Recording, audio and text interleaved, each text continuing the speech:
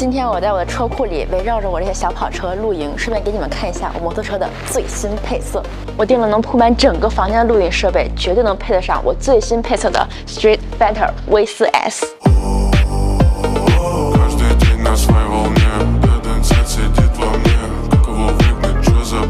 真的太帅了，应该没有比在自己爱车旁边露营更爽的事情了吧？说干就干，造景！